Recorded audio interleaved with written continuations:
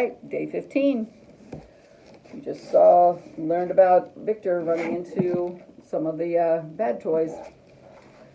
Following Amos, Burl and the other Oddkins safely reached a truck stop along the highway. An orange and purple neon sign said, "Harley's Place, gas and eats, truckers welcome," blazed on the roof of the long single-story building. Those bright, brilliant neon colors were reflected in the wet and puddled pavement. They shimmered and rippled so as to almost seem as if the fire burned in the blacktop without consuming it. Harley's Place was busy out front, where trucks and a few cars were pulled up at the clusters of gas pumps. Out there, the big plate glass windows of the restaurant provided a view of the highway in the rainy night. But to the side of the building, where 40 or 50 enormous trucks were parked in orderly rows, there was little activity. Once in a while, a new truck arrived, and the driver dashed from his rig through the wet night into Harley's Place. Less often, a driver came out of the restaurant, hurried to his truck, and roared back onto the highway. For the most part, however, the lot was deserted and silent, but for a hiss and patter of falling rain. Burl and the other Oddkins followed Amos through the deepest puddles, through the reflected fires of orange and purple neon, and the purple-black shadows under one of the gigantic vehicles. They huddled out of the rain and the wind, thoroughly soaked and miserable. That is, most of them were miserable. But Burl did not mind the storm at all, because somewhere he had gotten the idea that elephants were supposed to enjoy water. In Africa, elephants like to laze in rivers and wallow for hours in cool ponds. Therefore, striving to be the perfect little elephant, Burl had sometimes walked with his face turned up to the driving rain, relishing the feels of thousands of droplets snapping against his velour face. While the others had gone around all the big puddles, Burl had sloshed straight through them, ignoring the peculiar looks from his fellow Oddkins, making quiet snorting sounds of pleasure. Now Amos and Butterscotch and Gibbons and Skip and Patch huddled together beneath the truck, dejected. Forlornly they looked at the rain bouncing off the parking lot, where the big puddles grew even bigger. Burl moved among them, giving them a pep talk. "Not so bad, the rain. We elephants love it. Very good for the skin, keeps the trunk lubricated and limber." "I don't have a trunk," Skippy said sourly. "Well, I'm sorry about that. Everyone ought to have a trunk." "I didn't say I wanted a trunk." "Well, of course you want a trunk. Who doesn't? A trunk is a marvelous and beautiful thing. Maybe if you say your prayers every night without fail, then you might get a trunk of your own someday." Skippy looked at him strangely. "Embarrassed for his trunkless friend," Burl said. "But you have a wonderful big ears, different shape than mine, but big in their own way, and rain is good for the ears too." "Where do you get these silly ideas?" Skippy asked.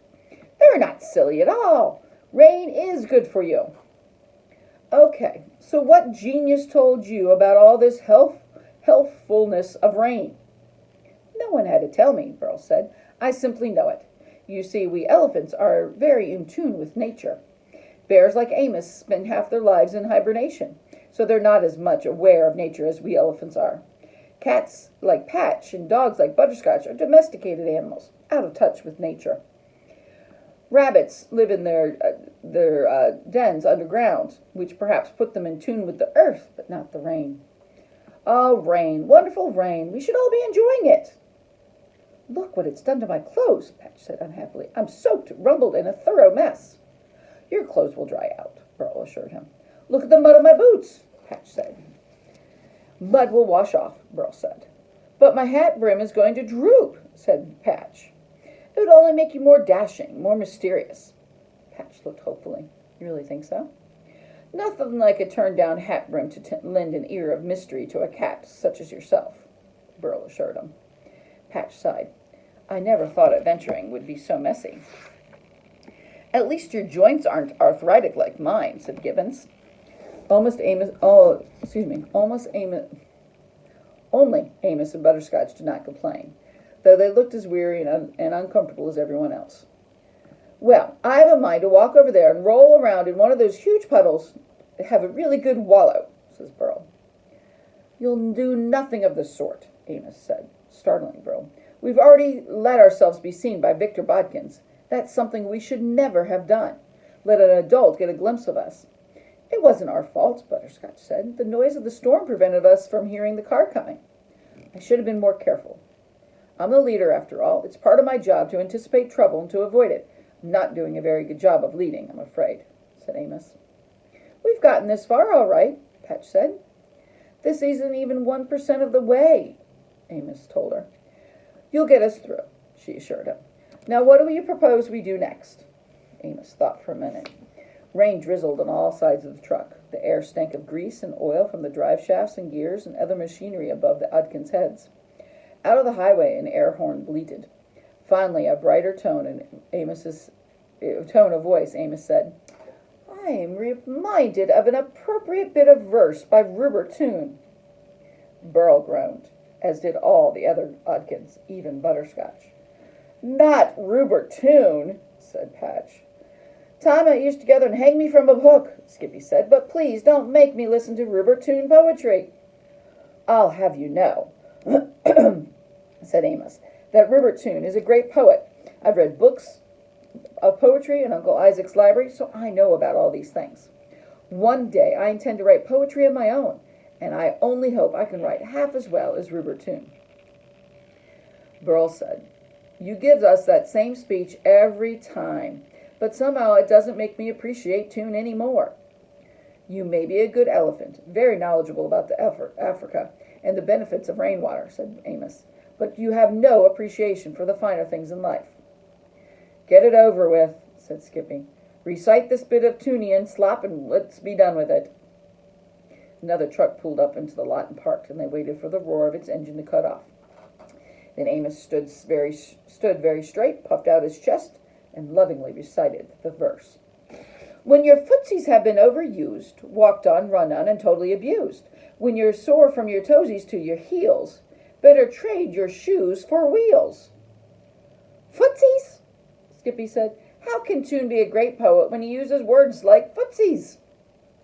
A poet has the freedom to coin his own words when he needs to, Amos explained. A fierce gust of wind swept through across the parking lot, shrieking like a banshee. Raising his voice to compete with the storm, Gibbon said, And you say this Toone has won a Nobel Prize for literature? Well, said Amos, I'm not sure if it was the Nobel. It was some big prize, though. Not the Nobel, said Skippy. The Dumbbell Prize. Toone's poems sound like the way my clothes look. I'm completely a mess. How embarrassing, said Patch. As the wind subsided, as the shrieking faded in a low moan, Burl said, All right. So how does this Toone poem apply to our current situation? Well, it's obvious, said Amos. It's a long way into the city, and we're already tired, so we need wheels. We'll hitch a ride on the back of one of these big trucks. But how will we know if the one we choose is headed towards the city or away from it? Gibbons inquired. Uncle Isaac's in heaven, watching over us, said Amos. He won't let us choose the wrong truck. And that's it. Take care.